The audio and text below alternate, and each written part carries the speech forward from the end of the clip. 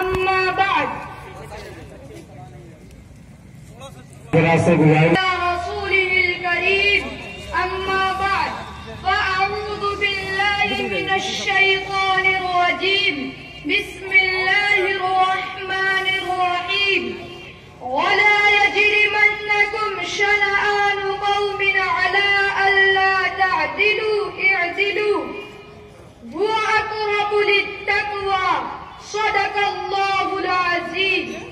سامعین اعظام، آج کا یہ حسین اور تاریخی مجمع جسے ہم اور آپ یوم جمہوریہ کے نام سے جانتے ہیں اور ایک ساتھ قومی تہوار منانے کے لیے نکلے ہیں، ہم سب سے پہلے اپنے ساتھیوں اور دور دراز سے آئے ہوئے سبھی مہمانان کرام اور پولیس عملہ کو اس کی مبارکبادی پیش کرتے ہیں اور شکر گزار ہے کہ ہم جیسے ننھے منھے بچوں کے پروگرام کے لیے آپ نے اپنا قیمتی وقت صرف کیا ہے۔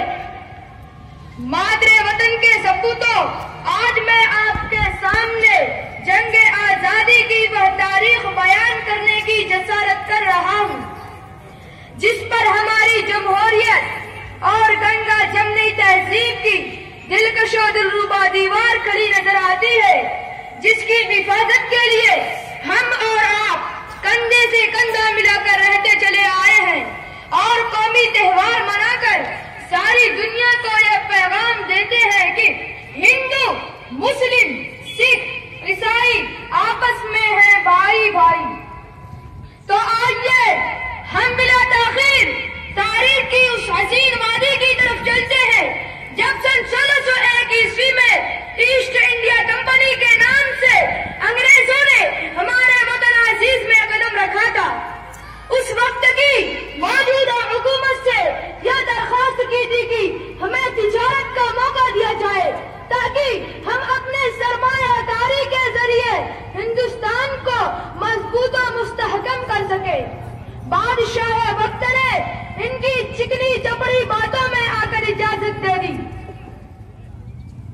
عزیز ساتھیوں، اگر آپ نے تاریخ کی ورق گردانی کی ہوگی تو معلوم وہ ہوگا کہ کس طرح انہوں نے سنہرے خواب دکھا کر ڈیجیٹل انڈیا کے نام پر اپنی شادرانہ چال سے ہندوستانیوں کو غلامی کی زنجیروں میں جکڑ کر رکھ دیا۔ سارا ہندوستان ان کے ظلم بربریت سے کرانے لگا اور مادر وطن اپنے سپوتوں کے لیے تنگ ہونے لگی۔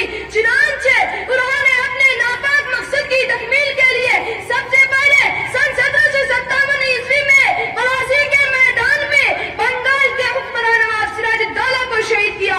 سن 1764 عیسوی میں نواب شجاع الدولہ کی حکومت کا خاتمہ کیا۔ سن 1765 عیسوی میں دلی کے بادشاہ شاہ عالم ثانی کو غلام بننے پر مجبور کیا اور سن 1799 عیسوی میں شیر ہند حضرت ٹیپو سلطان رحمت اللہ علیہ کو شہید کر کے یہ اعلان کیا کہ آج سے ہندوستان ہمارا ہے اور ہندوستانی ہمارے غلام ہے۔ اور انگریز یہی نہیں رکے بلکہ سن 1800 عیسوی میں میسور و مضافات میسور پر اپنا قبضہ جما لیا۔ سن 1801 عیسوی میں نواب احمد کی حکومت بھی چل بسی۔ سن 1802 عیسوی میں مراٹھا کی حکومت ختم کر کے گجرات اور بڑودہ پر اپنا جھنڈا لہرایا۔ سن 1803 عیسوی میں نواب حیدرآباد کو اپنا باز گزار بنا لیا۔ اس طرح سارے ہندوستان پر اپنا سکہ جما لیا۔ پھر اپنے قوت و طاقت کے نشہ میں ظلم و بربریت کے وہ پہاڑ توڑے کی آسمان تھرا اٹھا اور مادر وطن کی زمین خون سے رنگین ہو گئی۔ 700 سال تک انگریزوں نے مادر وطن کے ذرے ذرے کو پامال کیا۔ بلا تفریق مذہب ہر محبان وطن کی پیٹھوں پر کوڑے برسائے جاتے، پھانسی کے پھندوں پر لٹکایا جاتا، ماں بہنوں کی عصمت دری کی جاتی، بچوں کو ہراساں و پریشان کیا جاتا، غریبوں، مزدوروں، بے کسوں، مجبوروں کا گلا گھونٹا جاتا، عمروں اور وسع نواب و شہزادے، علماء و مفکرین کو برسر عام رسوا و ذلیل کیا جاتا۔